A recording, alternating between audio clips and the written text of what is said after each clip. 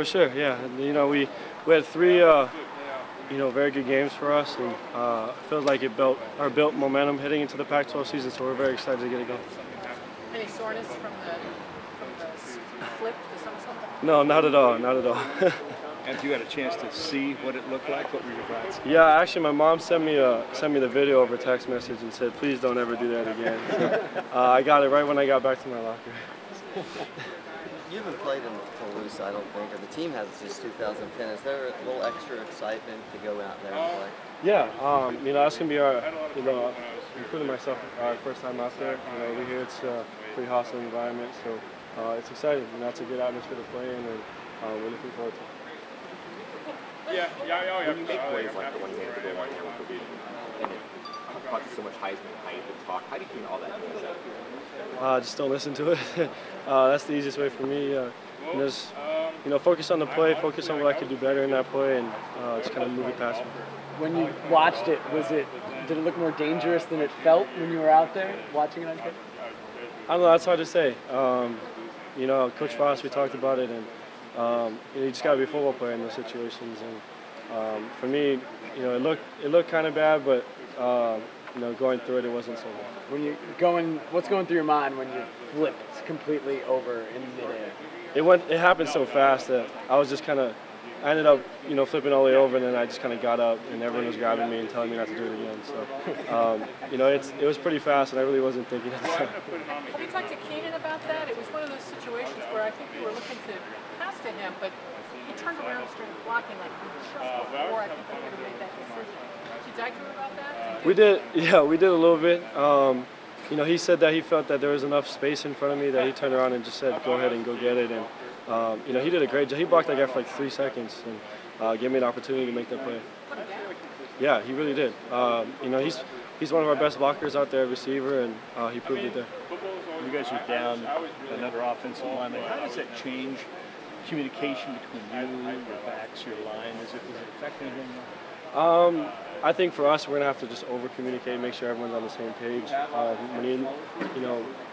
With a couple new guys in, it wouldn't hurt to do that kind of stuff. But for us, it really doesn't lose a beat. Ronis does a good job making sure that everyone understands where we're going, and for us, we just got to continue to over-communicate and help them out. We were talking before the season began. Coronas was talking about how he helped make your ball game, getting birds and protecting you when you guys are walking around.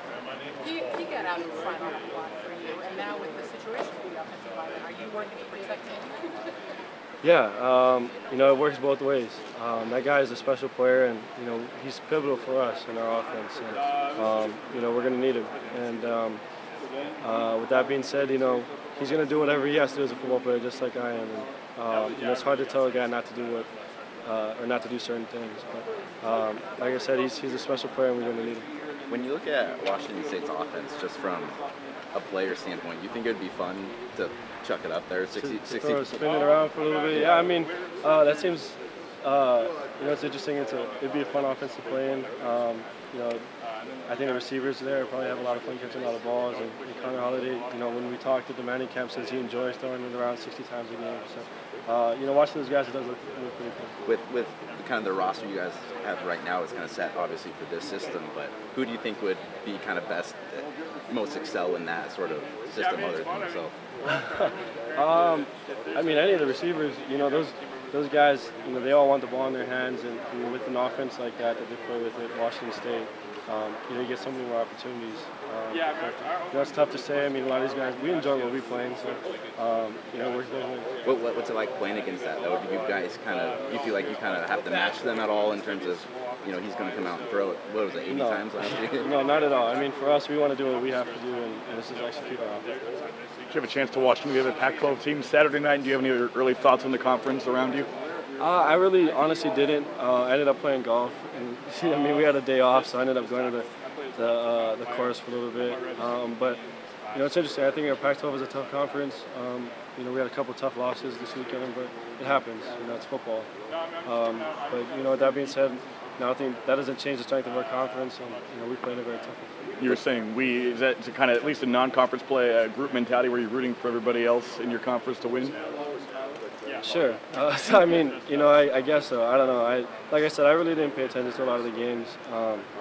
But yeah, I mean, when it's out of conference stuff, you do want to see the Pac-12 people. Would you shoot? Concern your first road test of the year? I'm sorry.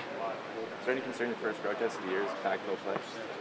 No, not at all. We have a lot of veteran guys here that we've traveled to quite a different few places, and for us, we're just going to treat it like any other road game, any other game for us, and take that same mentality and get ready for Saturday. What did you shoot? We played 9. I shot like 49 or something like that. But it was at Oakley, so it wasn't very good. Is it kind of good for you guys to be able to, you guys could have had the opportunity to watch some of those games, but does it help you to just kind of disconnect and pull out and go do stuff that maybe other 20-year-olds wouldn't? Yeah, for sure. I enjoy watching college football, so I don't mind watching some of the games. But that day, I just kind of wanted to unwind a little bit, and it's fun that there's so many courses around here that you can play, do golf, or whatever, play video games or do something. Kind of lie low and have the afternoon off. So it was nice. Who won? It was just me and my girl, and she beat me. So I got to go back and go to the range so I don't lose again. Thank you. You guys have a good day.